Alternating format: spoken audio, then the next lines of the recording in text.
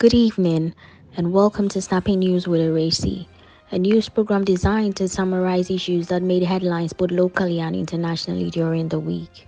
Showing this and every Saturday at 6:30 p.m. on my YouTube channel, Esi Uncensored. Now the headlines. President Akufo-Addo nominates new ministers for second term.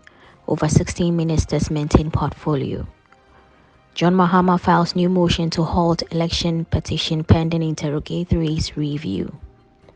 GPRTU to ensure that COVID-19 protocols are observed at terminals. Moving on to international news, Joe Biden sworn in as 46th USA president. Now the news in detail.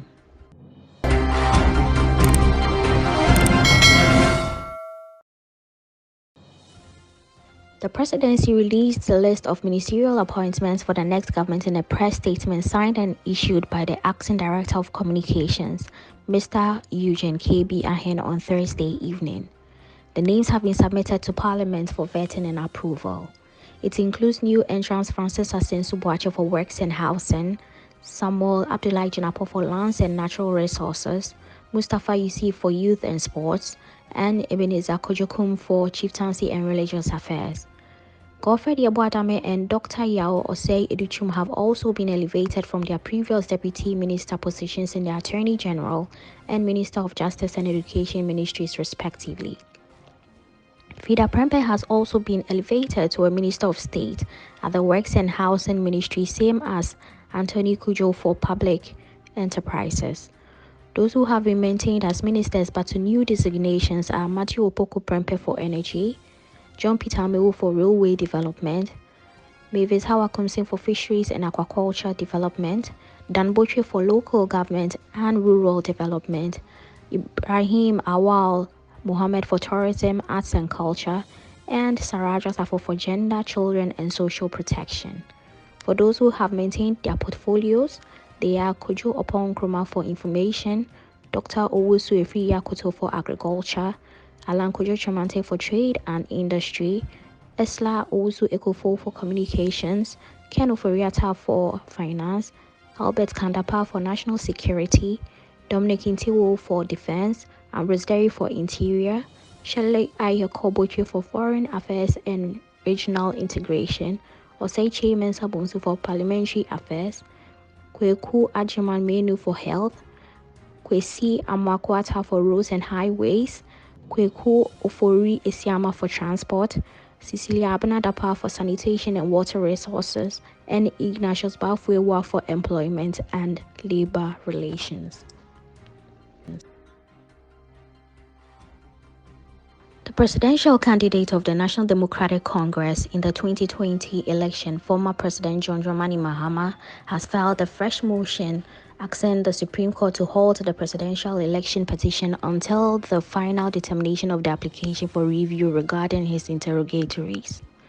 This comes after the Apex Court had on Tuesday, the 19th of January, dismissed the former president's application for interrogatories, which sought to ask the court to grant leave for the Electoral Commission first respondent to answer 12 questions regarding the declaration of the presidential election results. According to the former President Mahama, commencing the hearing without a determination of the review application will lead to an irreparable harm to the conduct of the case.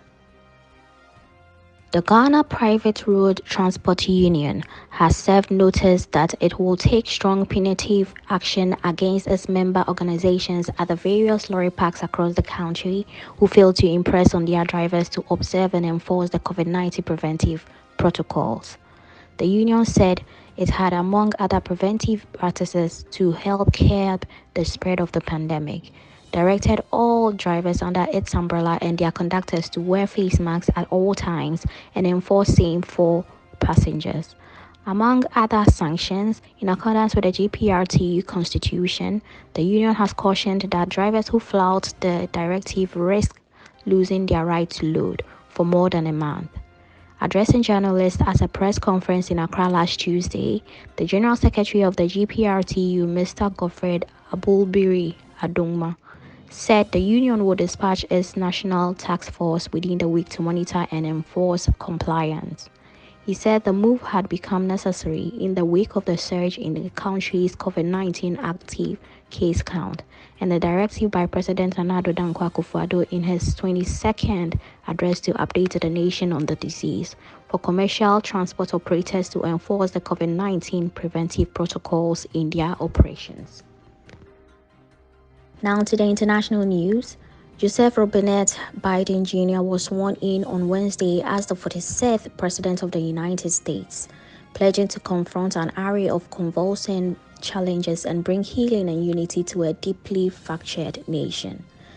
This is our historic moment of crisis and challenge, Biden said in an inaugural address that called on America to end its civil war and embrace a united front among a series of daunting crises.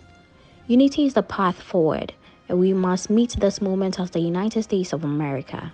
If we do that, I guarantee you we will not fail.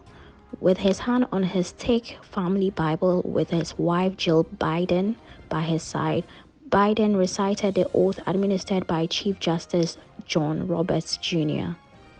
The moment marked the pinnacle of a career in public leadership that began a half-century ago.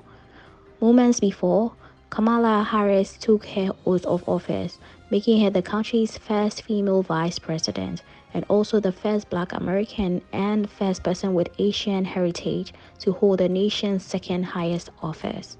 She had placed her hand on twin Bibles, one from a family friend and the second belonging to Thurgood Marshall, the first African American justice of the Supreme Court. That is the end of today's Snappy News with Ewura Esi. This is to remind you that COVID-19 is still wreaking havoc. Please wear a mask and adhere to all the safety precautionary measures. Seeing that we are not in normal times, please protect yourselves and your families. My name is Ewura Esi. Thank you for watching Snappy News with Ewura Esi. Have a good evening.